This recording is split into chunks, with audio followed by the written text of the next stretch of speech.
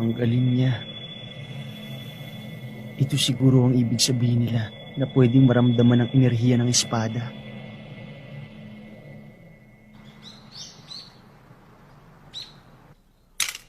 Diba? Ang ganda ng espadang to, no? Hindi ko alam kung sino ang gumawa. Kailangan ko kasi ng kapalit.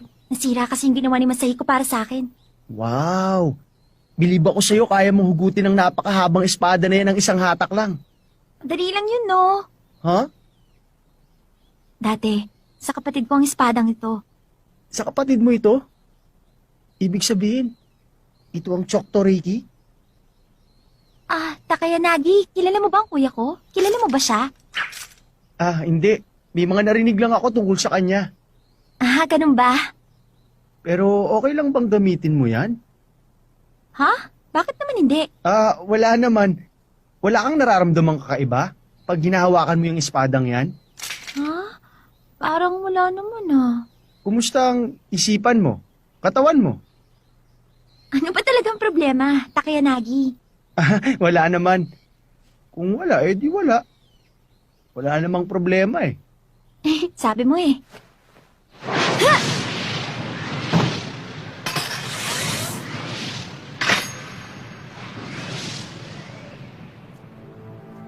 Sige, umalis na tayo dito. Ha? Pupuntahan natin ang enforcement team. Ang mga Hanshi ang magpapalaya sa ate ko, pero magagawa niyo na para ng enforcement team. Kailangan mabaliwala ang parusa kay ate kung kailangan gamitan ng puwersa. Ah, oo.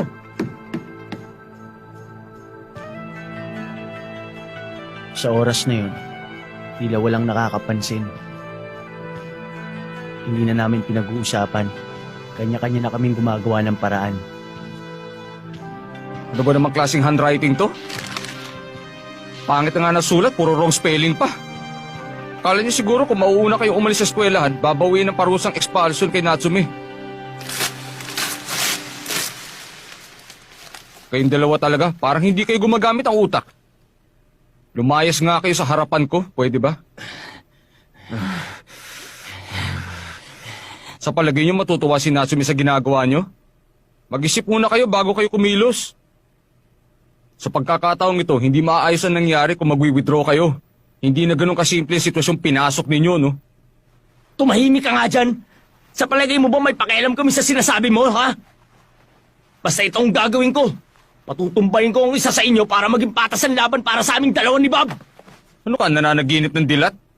Masyado kayong mahinang dalawa, no? Masyado mo kami minamaliit. Ang yabang mo, ah!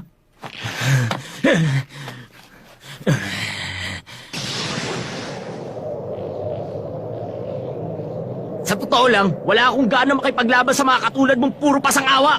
Kaya pwede ba tawagin mo na ang bossing mo? Alam ko hindi ako mananalo sa taong ito kung gagamitin ko kapangyarihan ko. Kailangan ako makaisip ng paraan para magulangan ko ang taong ito para patas ang laban namin. Ganito kung lumaban ng mga walang utak.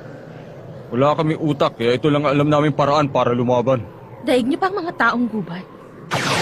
Kung masisipa lang kaming dalawa sa eskwela ang ito, isasama namin kayong dalawa! Kayo ang guest of honor sa early graduation ceremony namin. Pambira talaga.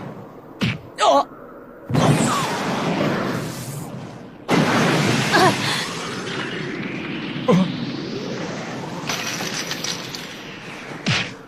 Hindi mo alam, sa balikat ang kahinaan ng tansing ko. Ang aura na kailangan para magamit mo ang ataking yan ay sa balikat pumapasok. Basta tatamaan ko ang butas na yun sa balikat mo, biglang aagos palabas ang aura mo. Ang daya mo!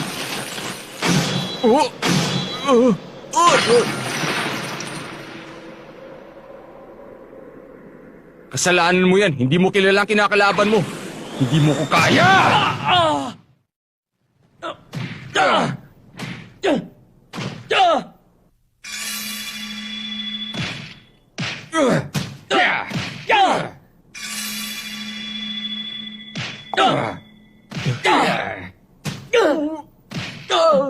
Hindi.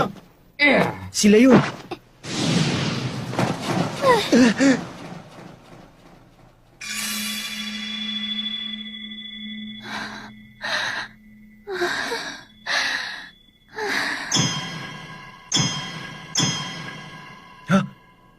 Aya, may problema ba? Okay ka lang? Aya, bakit? Mas masahol pa kayong dalawa sa mga sanggano. Ang yabang nyo porke nadamay kayo sa away ng enforcement team. Wala kayong karapatan para paabuti sa ganitong sitwasyon ng away na to. Wag mong ituloy. Suichiro, wag. Alam mo, may sasabihin ako sa'yo. Wag mong gawin. Alam mo, mababaw lang ang dahilan ko. Gumaganti lang kasi ako. Pakinggan mo ako, ah. Dahil hindi ko na uulitin to. Wag mong sabihin. Please lang. Aaminin ko na. First love ko ang maliit na babaeng yun. Ayan, sinabi ko na. Na-in-love na ako sa kanya nung una ko siya makita. Nang hinataw niya ako at nahulog ako galing sa third floor. Doon nagumpisa yun. Alang-alang sa kanya, itataya akong buhay ko para sa kanya kung kakailanganin. Naririnig mo ba ako, Butchie?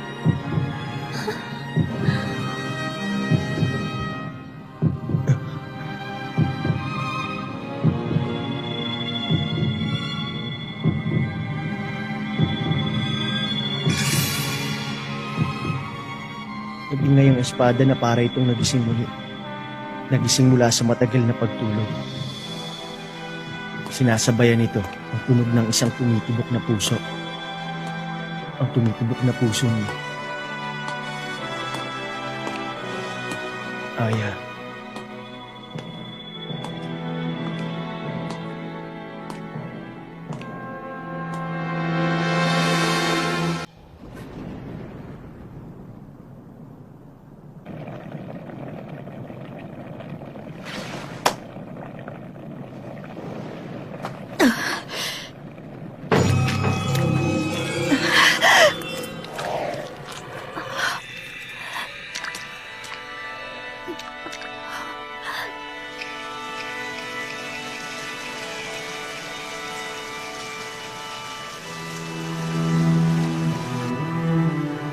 Umuulan.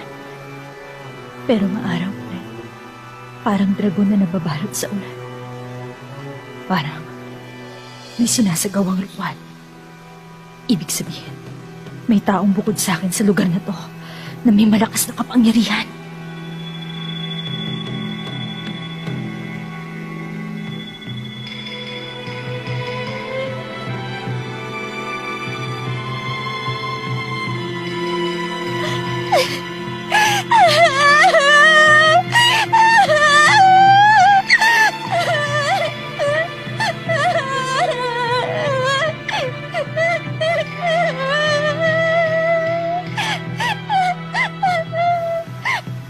Sana, lalo pang lumakas ang ulan na to. Para mawala na ang mga luha ko. Para hindi ko na marinig ang boses sa isip ko. Si Maya pala, ha? Nagkamali ako. Akala ko si Aya ang gusto mo. Kung sa bagay, maganda din si Maya. Hindi kita masisisi. Pasensya ka na sa akin. Masyado na yata ako nangihimasok at nakikialam sa love life mo. Sorry, Soichiro. Tumigil ka nga. Dadating din naman yung araw na sasabihin ko sa'yo yun eh. May tiyempo lang ako kasi labo mong kausap. Ano? Anong malabo? Bakit? Sino ka ba ha? Kailangan ba magpaalam pa ako sa'yo bago kumilos ha? Tatay ba kita?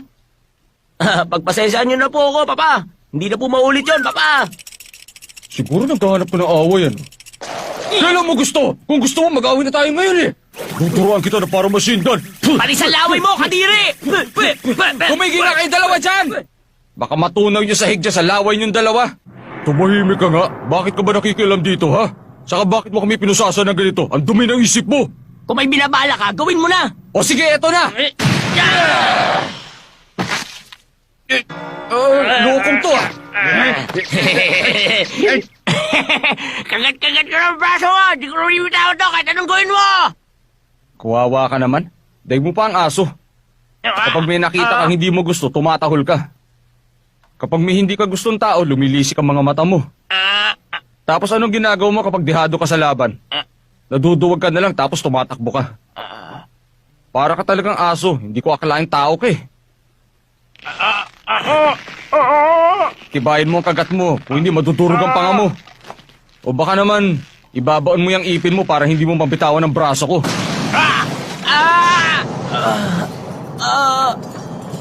Katulad mo bata, akala ni Ryuzaki malakas siya. Ambisyoso din ang taong yun. Gusto nung maging presidente ng enforcement team balang araw. Kaso lang nga, may matinding kalaban yun na miyembro ng Juken Book Club na si Takayanagi. Saka masyado siyang trying hard, gusto niya pasikatin ng enforcement team. Si Sagaran naman, pumayag maging alila ng enforcement team para hindi namin galawin ang pro wrestling club niya. Si Tagamit Isuzu naman, kusang sumama sa enforcement team kasi nagustuhan nilang pamumuno ni Mitsumi.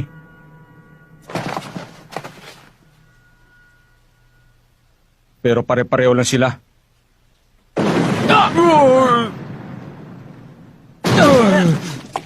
Iba-iba lang ang dahilan nila. Pero pare-pareho sila lumalaban para sa pinaniniwalaan nila.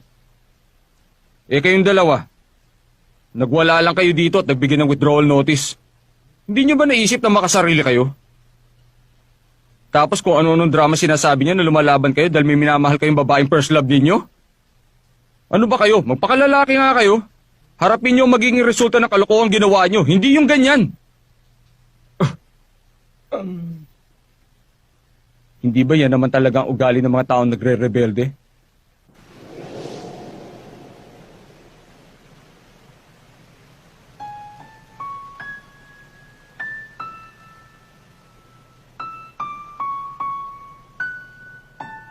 Sa totoo lang, wala namang may kasalanan. Natutuwa lang naman ako nung sinabi kong si Suichiro ang magiging asawa ko dahil nakita niya ang katawan ko. Nangarap lang naman ako na sana'y ganun din ang iniisip ni Suichiro tungkol sa akin.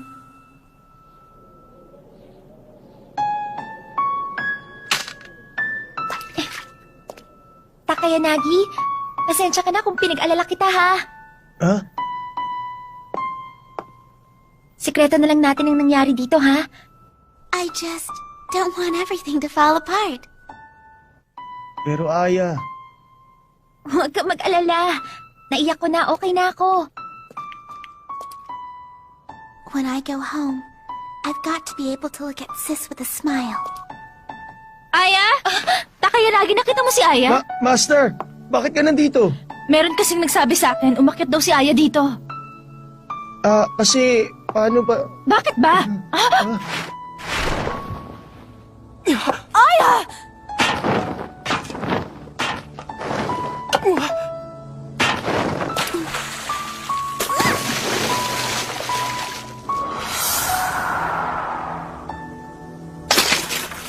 Aya! Aya! Okay ka lang ba, Aya? Sandali lang, Aya! Kakausapin kita! Alam mo ba ang espada? Higil ka!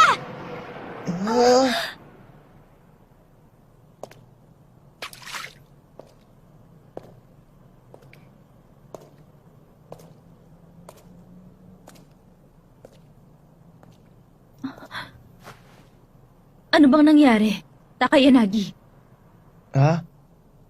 Kasi, Ano? sasabihin ko na ang totoo. Napikon siya dahil tinutokso ko siya. Sabi ko sa kanya, Aya, bakit di na lang akong mahal mo?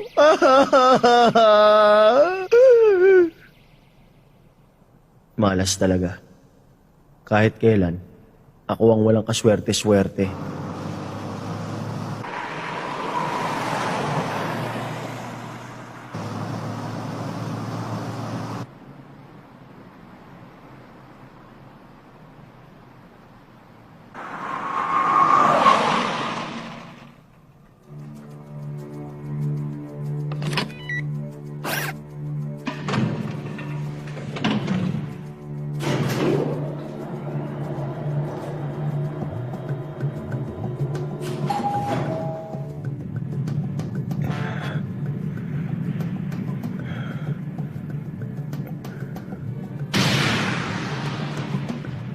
Alam ko na yan.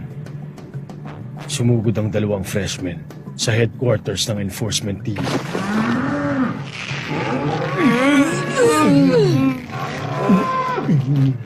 Hayaan sila. Malay natin. May silbi pa sila para sa Juken Book Club o sa eskwelahan. O para sa akin. O di naman kaya may silbi sila sa enforcement team?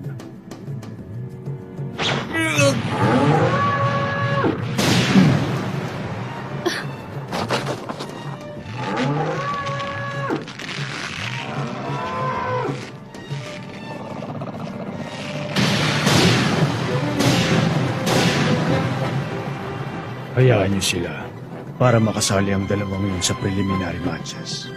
Opo. Ano ba? Bakit parang may nararamdaman akong kaba? Hindi kaya alam na niyang malapit nang magbukas ang buhay niya? Hindi kaya naghahanda na siya? Naghahanap na siya ng lugar para maging huling hantungan niya?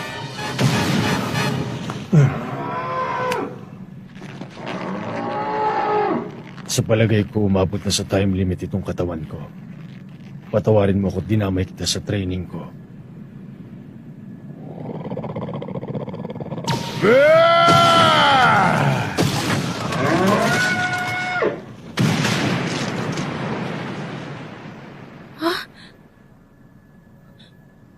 Kapag hindi mo sinanay ang sarili mo na kumitil ng buhay, darating ang panahon na hihina ang kakayahan mo. Bukod dun sa dalawa, meron ka pa bang ibang ibabalita sa akin? Siguro naman hindi ka pumunta dito para lang ibalita sa akin ang tungkol sa dalawang freshmen, hindi ba? Hindi pa po. Kumpirmado ito. Hindi ko po alam kung dapat kong sabihin sa inyo. Ang Choctaw Ricky. May nagsabi na nakita daw niya yon sa eskwelahan. Ang may hawak daw ay yung kapatid ni Natsume. Si Aya daw. Ano ka mo?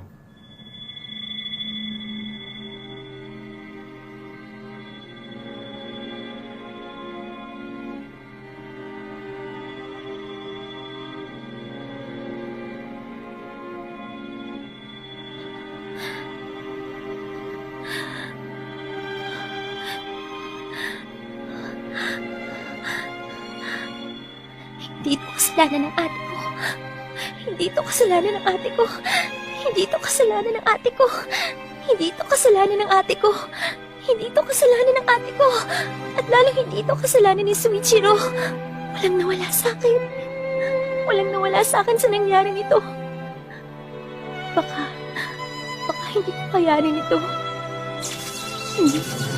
Hindi ko mapapatawad ang ate ko. Hindi ko siya mapapatawad. Aya! Aya! Asan ka ba, Aya? Aya! Aya! Nag-umpisa na namang umulan. Napakaganda ng ulan ng hapon na yon. Walang tigil na pumatak galing sa mga puting ulit. Parang sinabayan ng ulan ang mga umiiyak niyang mata.